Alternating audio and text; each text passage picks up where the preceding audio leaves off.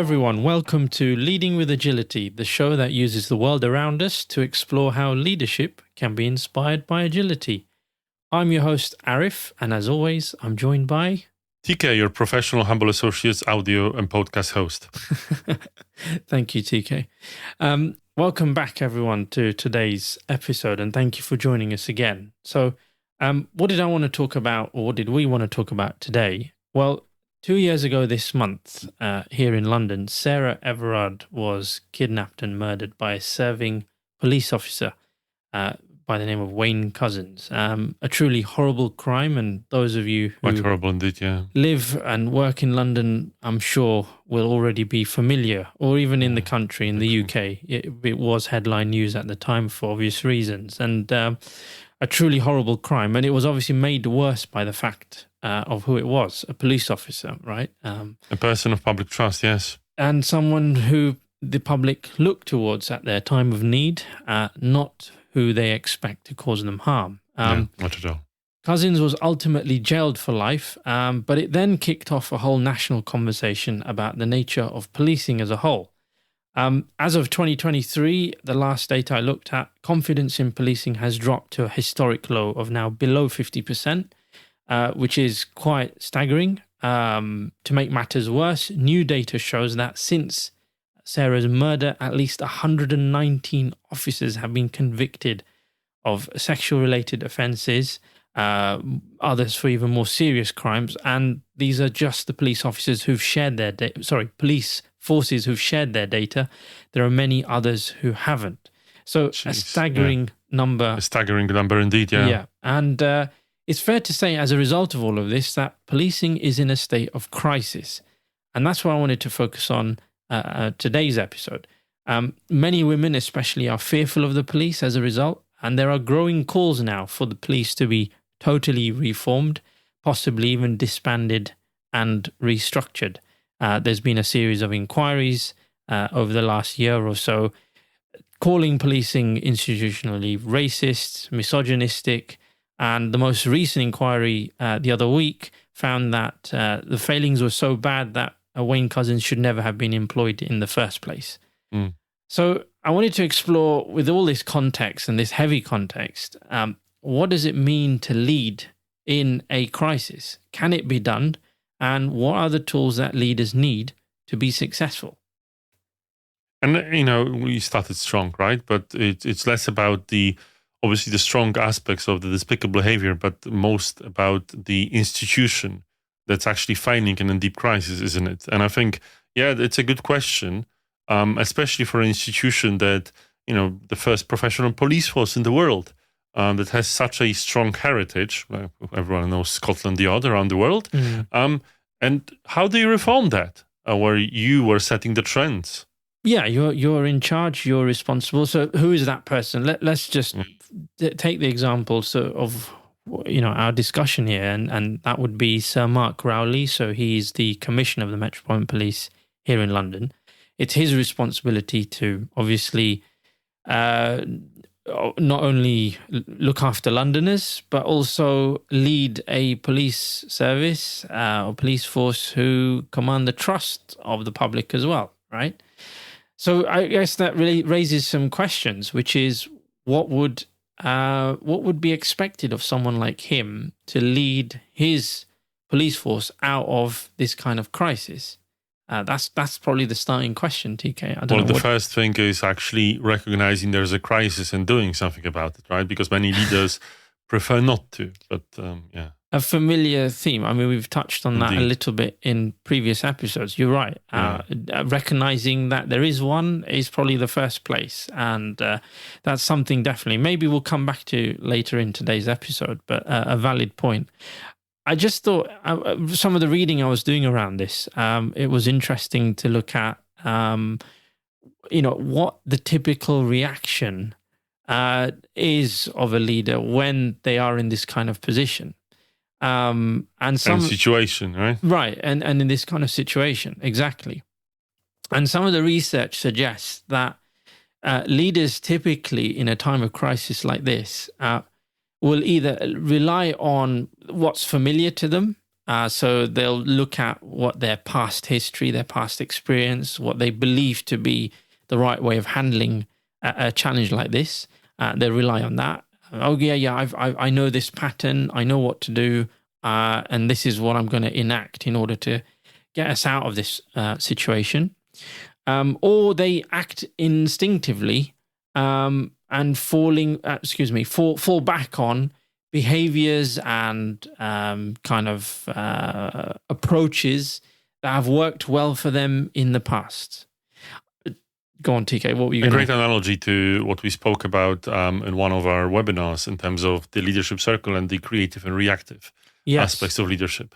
Go on then. Let's talk a little bit about that. So the creative one is being able to objectively look at your situation and apply critical thinking and take charge and make sense of it, even though it's not something you might be used to in terms of the situation might be new to you. When it comes to reactive, you basically go to your past experiences, there are even say basic instincts, to get you out of a rut that you find yourself in, right? You regress a bit. Some people call it the monkey brain. Interesting. Yeah. And I would love to, I think, spend more time on that. Maybe we need to make more time one of the next episodes. One of our next episodes, perhaps, and delve into the leadership circle aspects of this in more detail. So thanks for bringing that up. But I think one other, let's also look at this from the perspective of the people you're leading, right? So if that's what the research is saying, if that's how typical approaches look like when you're in this kind of crisis situation, what does it? How does that impact the people you're leading, right? So again, part of what I was looking at, there were some examples of the impact of this type of approach, right? So if you've got a leader, for example, who tends to be perhaps a bit calm under pressure, is a bit more diligent, takes a slower approach to maybe, or more, let's not say slower, but perhaps a more methodical approach to solving challenges like this. What happens when maybe the team members that they are around them are looking for something different? Maybe they want to be energized and they want to be cajoled into or confronted into what needs to happen and being told where they need to go and how they need to, solve this issue and come out of this crisis situation. Yeah, they're looking for someone to actually point them the way. Yeah, and that's what leaders are for. Something, and that's the kind of tension, isn't it? You might have a leader who is used to that type of leadership, where they are, as I said, methodical. Maybe they're a bit calmer. So there's going to be a clash in terms of their cultural approach. So what happens there? That's an interesting dynamic. Well, that's a very interesting dynamic in terms of when you've got this kind of leader and how they deal in crisis. Another dynamic that I think is worth exploring is what's the perception outside and inside.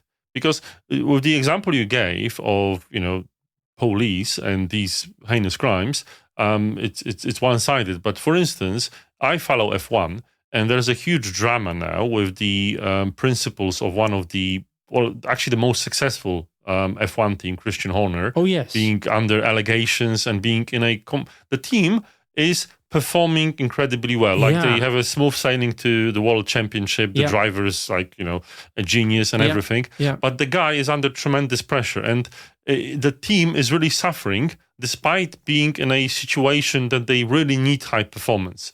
And it's an interesting thing observing it as it unfolds, how a leader that's not really well known, because he is a bit of a character, a high octane, what would you say, that needs to react to a crisis situation. And he is involved personally. The crisis is about him. So that's another interesting one, how a leader like this behaves. But I have to say, and we'll go to some examples, I'm sure, of leaders that are a bit less high octane and high in volume, having to deal with crisis. So interesting things happening all across. It's a great example and a very topical one. Thanks for bringing that one up, TK. It is quite a crisis, isn't it? I think it is. It's got to the point, if I read correctly, that Verstappen's, one of the drivers, his dad has basically said he's got no confidence in Horner staying on as the team principal. So that's it's a complete mess. That's how we would describe it, and it's an ongoing mess, right? Mess. Whereas F1 as a sport with the dominance of this particular driver, Max Verstappen, can be quite boring. People are definitely have something exciting to look at, but also complex in terms of leadership. So this is interesting, and I hadn't planned to talk about it, but let me bring something else into the mix here, which is. Some of the other reading I was doing, there's this one professor who's done some research on these type of, as you described it, I've touched on it, these stances that leaders might take in how to actively solve this type of crisis situation. And there's four of them. So I'll quickly go over them. There's one is to lean into the problem. So take an active stance to resolve the issue. So you're going to be very directive in how you're going to solve that issue, confront the challenge, decide what needs to happen, guide the people through it, etc. Right?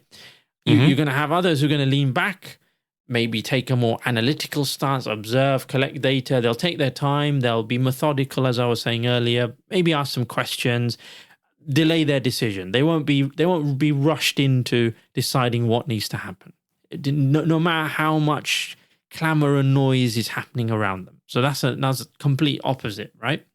And that kind of silence can actually be quite hurtful nowadays, right? And I understand there's different aspects and people do it differently. But imagine a high-stakes situation, and F1 is one, but you have other examples, I'm sure, that the media frenzy is going on, or even like people on WhatsApp and social media in your company. Sometimes you just don't have the time. And that's exactly going back to where we started from with the crisis in policing. It's in that kind of situation where the demand is so high on the police reforming and being seen to be trusted.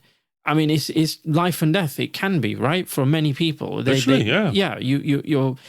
we've had other examples, sadly, of officers letting down victims in the last couple of years in really terrible ways. And the media are constantly on. It's their job, right? That's their job. They're on Mark Rowley's case, the commissioner's case, about what's happening. What are you doing? Are you reforming? Are you, getting better? The data is not there. Trust is still plummeting, etc. So there's a lot here to unpack, I think, in terms of what it means for leadership style in this kind of crisis situation. And we're living in a reality that's, biased towards action, right? Something needs to be done now. People are out for blood, whatever it is, right? That's it, yeah. So we talked about lean in, lean back. The two other kind of stances this professor's identified is to lean with. This is an interesting one. So you're taking a more collaborative stance, you're caring, you're connecting, there's more empathy, there's more of a coaching approach, and you're working lockstep with your staff and helping them through the situation, through the challenge. And that's an interesting one, because in the respect of police, they're obviously quite a close-knit, yes, I wouldn't say family, but an institution, right? An organization. Yes. So who are you leaning towards, the public or the police? In terms of like an F1 team, there is, a lot of people thinking certain things. Obviously, there's also allegations of sexual nature. And who are you leaning to? Are the people that, think, oh, you should resign in shame, or the people that think, well, you did nothing wrong, or the people that think, well, you are the backbone of this team, right? Yeah. You are the one that made it successful and got the successful people. You've built it yourself. So, there you go. Difficult thing, right? Leaning in is great, but you have to know where and where's your primary responsibility. How difficult it is in terms of police force when it's so twisted. I totally agree. And so the final one, final stance is the professor describes it as don't lean. Whereas a lean back posture involves observing, analyzing, don't lean is about being still and disciplining yourself to create a space for a new solution to bubble up from your subconscious. Interesting how appropriate that stance might be in the type of examples we've been talking about. Not sure. It would maybe some crises are slow. Maybe. In fact, there were, right? If you have something that's really burning, really going on right now, and the media is on your behind, or it's a complete crisis that's very immediate in time, it might be a difficult strategy to use. But many times, when the crisis is a bit slow, and most of them actually are, they don't start rapidly and immediately. Taking a rapid approach is the least helpful thing you can do. Sometimes you really need to think. So you need to identify the crisis you're in. Good point. Don't you? Yeah, no, you're right. It's a good point. Some of this we may come back to in what we'll talk about later in the episode. So make a mental note. Making the note. But the going on from these four stances, what the professor basically says is that to be successful, as you'd expect, you need to be able to combine all four and work your way around them depending on the situation you're in. So that's depending a real on skill. The situation, yeah. That's a real skill, to be able to know when to apply. When do you lean in? When do you lean back? When do you don't lean? When do you lean with your team, etc. So all of that, to do all of that is quite a challenge. So this is, Carol Kaufman, sorry if I pronounced that wrongly. Definitely in the podcast notes. We'll always put all our references are in our episode description. So please always look there if you want to understand our references and where we're sourcing our information from. But you'll find it there. So this is information from Carol Kaufman, assistant professor at Harvard Medical School. So interesting information from her. Moving on. I wanted to talk a little bit more about talk a bit differently, take this topic in a slightly different direction and look at the psychology behind crisis leadership. This is completely different. So Professor Gian Piero, if I can get his full name. Professors have different and difficult names. Yes. Professor Gian Piero Petriglieri, I hope I've pronounced that correctly, who's the Associate Professor of Organizational Behavior at INSEAD. It's a well-known business school, isn't it, TK? In Europe, yes. In Europe, yes. So he and his team have been describe this idea or concept they call holding. This is actually something that comes from psychology and specifically the work of Donald Winnicott, a pioneering British psychoanalyst who first conceptualized the term. So let's give a bit of background to what this term is, why we're talking about it. Because it's not straightforward. Yeah, when I first read about the term, I was like, I had to read it twice. The simplest description I can give you is it's the way another person, often an authority figure, contains and interprets what's happening in times of uncertainty. Fascinating description. It is a fascinating description. It's a process that happens, and it's interesting how people expect that to happen, right? Yes. And it's quite an important role of a leader, but a controversial one, because we tend to say that people should have their own eyes, should interpret the reality as it is, because sometimes leaders can possibly abuse it. And you're right. But what's interesting about this concept, and when I was reading about it, is it's about how teams or staff, employees interpret or kind of subconsciously interpret their relationship with the leader, and not so much about what the leader's doing, although that's probably an element, of course. But that was the interesting bit for me, which is, and so the example they gave in their research. So let's talk about this. Help bring this to life a bit. As many of you may be aware, there was the Horizon disaster in America many years ago. I think it was the same thing as the Gulf of Mexico spill. BP. It was a BP disaster. Oil rig exploded, etc. Yeah, and so that was a huge, significant, obviously, crisis, right? They did some research on how leaders and high-performing staff reacted to that crisis, how they got out of it, etc. And one of the things they found was that the leaders or top talent had very different reactions to the crisis. So some lost faith in the company completely, and they said that, well, this is completely the company's fault. We don't believe they'll get us out of this mess. we have no faith in them at all. Others took a completely different view, and they doubled down on their effort and commitment to help the company get out of the mess and the crisis. Fascinating. Completely two, opposite approaches or perspectives on how to deal with a crisis. And both holding a certain view and helping people interpret what to do, right? Right. So what do you think, Teek, was the underlying reason for the doubling of the effort? I mean, personally, I believe that the doubling of the effort and going into this was... okay, so many leaders, unfortunately, have been raised in the false assumption that they need to be right. That people are, and this holding thing plays into it, that people expect them to show the way. So if they've made a decision to behave in a certain way, they will double down. Because... I hear what you're saying. But the interesting thing in this case was that the employees or top talent who lost faith, they were just rude. They were only exposed to upbeat messages. That's it. So they weren't involved in anything, but they were exposed to constant, repeated, upbeat messages about how things were going well. On the flip side, those who doubled down and wanted to commit to actually, getting their hands dirty and helping the company come out of this crisis, they had managers and leaders who actually drafted them in to help clean up the mess. So they were hands-on, help, asked to join the leaders in solving the problem. And there you go, congruency. So possibly the people have eyes, and I'm sure people at BP have seen the disaster. It was hard to avoid the data.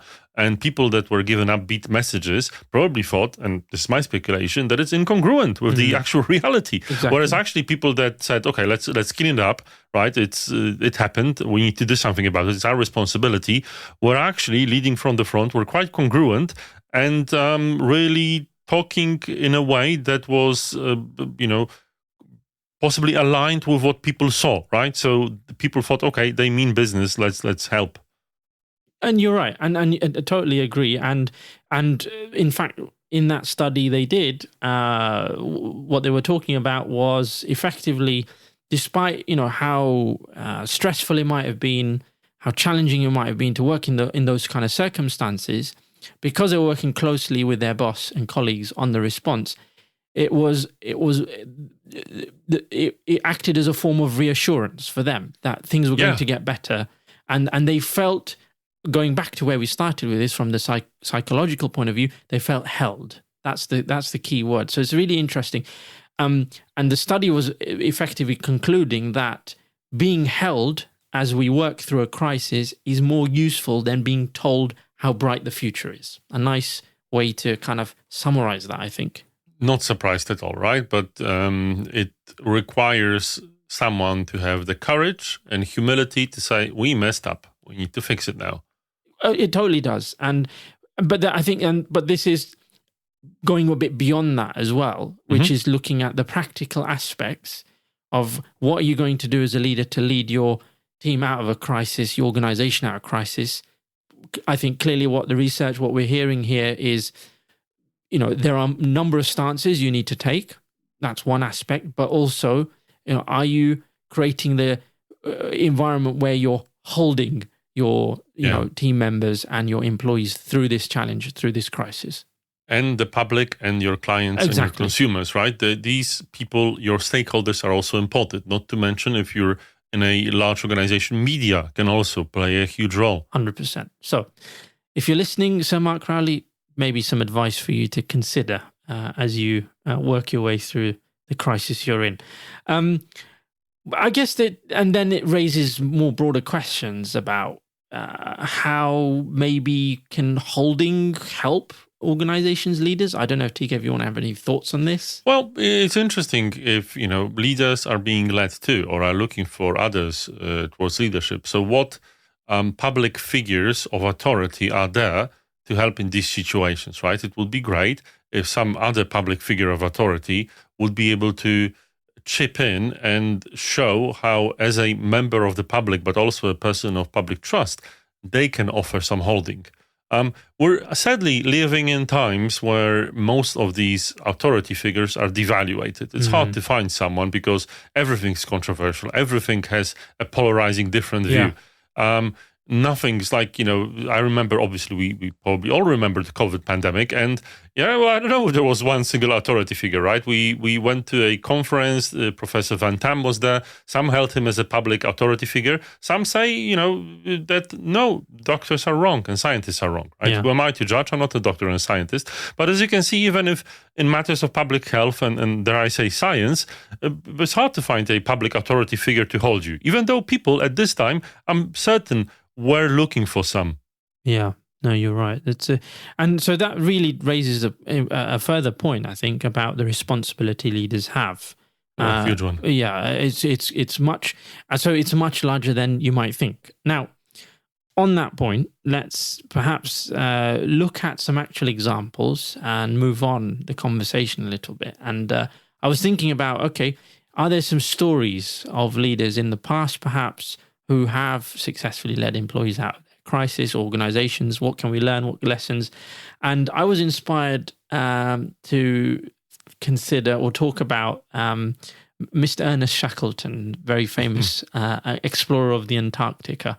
And I'm okay, I have to confess, I was not fully aware of his story, and I also had to read up a bit, yes. It was some time ago. It was some time ago, yes. No Twitter then? No Twitter. More than 100 years ago. I was left quite inspired and amazed, actually. So why am I talking about him? Well, we know that he left on a voyage to explore Antarctica. There were problems, and he was left in a bit of a tricky situation. Effectively, he got to a point where he had 22 of his crew were left marooned on Elephant Island. And between April 1916 and August 1916, effectively, he battled and made repeated attempts to go back and rescue them. He left them that Elephant Island, just for context, and he went to South Georgia. And then from there, he thought, no, I can't leave my crew there. I don't know whether they're alive or dead. It doesn't matter. I need to rescue them. And so that willpower and that drive and that determination, he tried, for many, many months, a long time, to go back. He was unfortunately unsuccessful for many attempts because of the ice sheets and other reasons. Finally, on August 31st, 1916, his boat landed on the shores of Elephant Island, and a small group of men emerged from a small overturned lifeboat and ran towards the shore, and he counted them one by one, and all 22 men were still alive. So against the odds, he'd led effectively his crew of 27 men in total out of an extreme crisis and back home to safety. Pretty impressive, pretty remarkable. Pretty remarkable. I think, a more modern story, maybe less into such because he did some great steps, but even Captain Sullenberger, the one that landed on the Hudson River. Amazing. It's also an example of someone really stepping in and rescuing everyone as a great movie that actually captures his leadership and then captures how he was questioned. People couldn't believe that could happen. I haven't watched this, so highly recommend it. Is it a Hollywood drama or is it a documentary? It's a Hollywood drama with Tom Hanks, yes. Right, but I think it's done quite well. It's Clint Eastwood, directing it. So, okay, and I think it raises some great social issues and also talks a lot about humanity in the moment of crisis. So and how, interesting. There you go. One to bookmark. Maybe our listeners have watched it already, and you can tell us about it if you have. But so then, okay, we can take his example. Both captains, actually. Both captains. Yeah, let's take both captains, maybe. And so how did they motivate and lead their team out of such an extreme situation? I think that's one question, and I suppose then the broader one is, what can we learn, isn't it? Yeah, and I think, with Shackleton, what happened is he first really focused on the team morale. Yes. He really focused that, people are not only healthy in the spirit of, their bodily health, but actually their mental health too. So making sure that, because there were extreme conditions, right? You could die from many aspects, but actually you could break down even further and quicker. So I think he did some things that really helped here. Oh, definitely. So there were a couple of lessons from his story that I thought we can talk about. And you've touched on a little bit there. There's this point about empathy and how he showed empathy to his team who are fighting for survival effectively. You can imagine a horrible situation like they were in, where they, they're in the middle of nowhere effectively, hardly any resources, access to food is limited, and warmth and shelter and all the rest of that stuff, right? So apparently one of the ways he used to do this was he would connect with each of his men daily and talk about their favorite hobbies, share stories. He'd even play cards with them. So, he was trying his darndest, I suppose, to use an American phrase, to really show some kind of emotional intelligence, connect with them, learn about them, empathize. And I guess it goes back to what we were talking about earlier on about that lean with. He was doing a bit of lean with, wasn't he? Where he was working with them in some ways to solve the problem, not leaning off or leaning back and observing and standing off and not getting involved. Well, absolutely. And, it isn't, we haven't got to the documents on how, but some people are just naturally talented in that. And I'm not saying that, you have to be born a leader, but this is an example of someone that, of course, the role of a captain is a role of inherent leadership. Everyone expects you to have this kind of leadership, but when it meets a talented person, a determined person, great things can happen. No, definitely true. And one other thing he did was when his men were miserable, he ordered double rations of food for 4 days to lift low morale. And that's a nice thing to do, isn't it? So, but I mean, that just shows how in tune he was to what was happening on the ground. So he could spot what was, when motivation needed to be picked up. He was really conscious and aware of it, and he knew how important that was. Because ultimately, this was a battle of survival. So he needed to make sure everyone was together.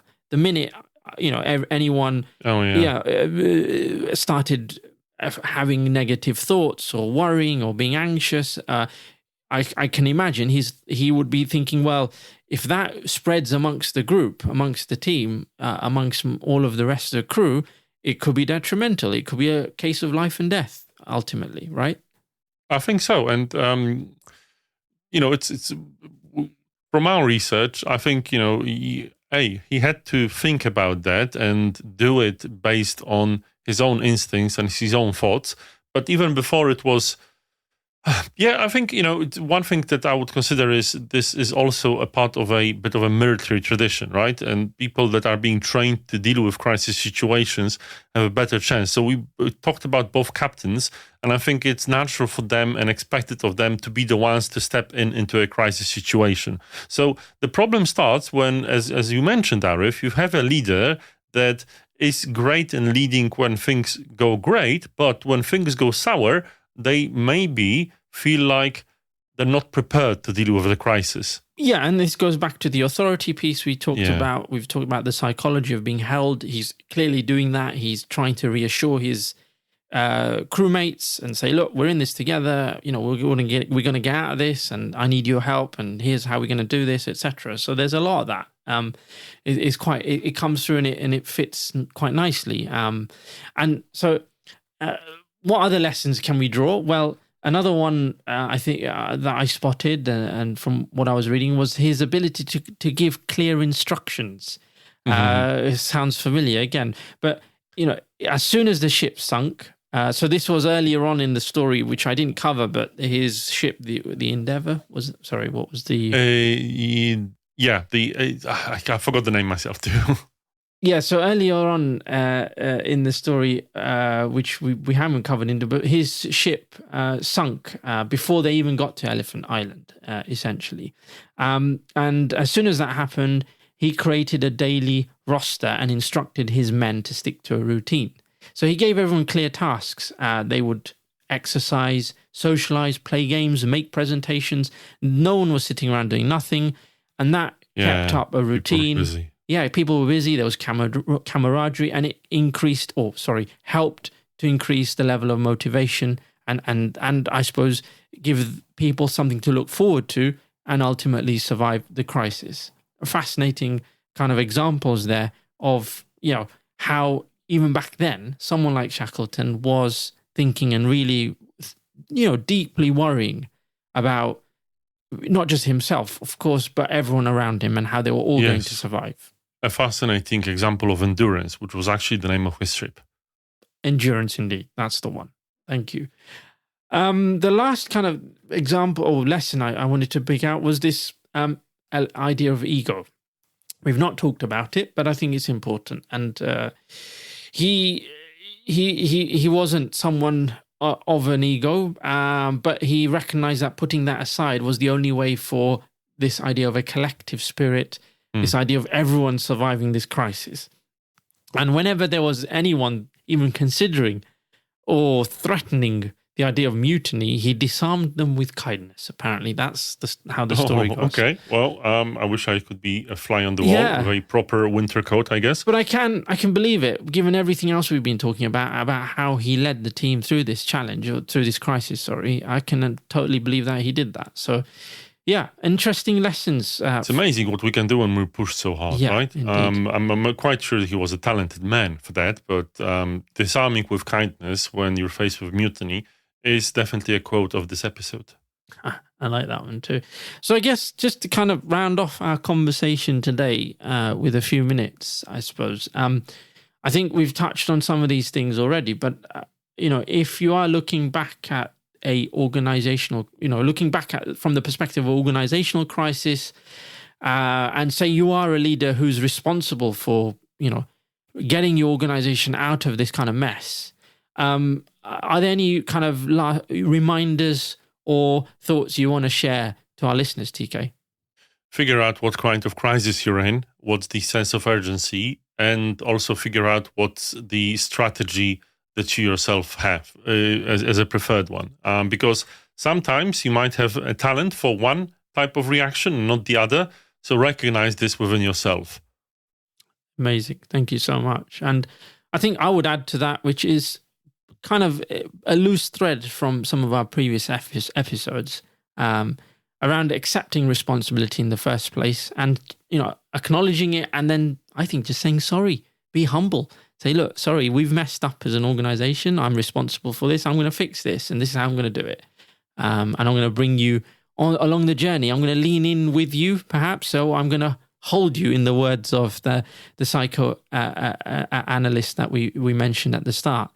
So some fascinating things we've covered today. How does it all link to agile leadership? Well, I think it does, doesn't it? I mean, we talk a lot about this continuous reflection, continuous improvement. We've talked agile leader reflects, yes. And it all fits into that for me. There's a lot here that I think is part of that, and this idea of team, bringing the team into the problem and help and getting them being part of the solution to a problem and a crisis, critical. Don't you think, TK?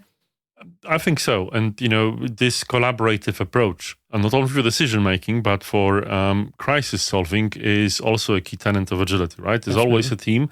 And as a leader, you're quite close. Yeah, 100%. Amazing. Well, that's all we've got time for today. Thank you for listening as always. But before we leave you, are there any closing summary thoughts, TK, that you'd like to share with our audience? So I would say that it's all about, again, recognizing yourself as a leader and your style to make it effective in crisis. Maybe, just maybe, in a given crisis, you need to get help from other co-leaders that can push you through. Or maybe the crisis will actually bring the best in you. Maybe it will. Definitely, that's definitely the case.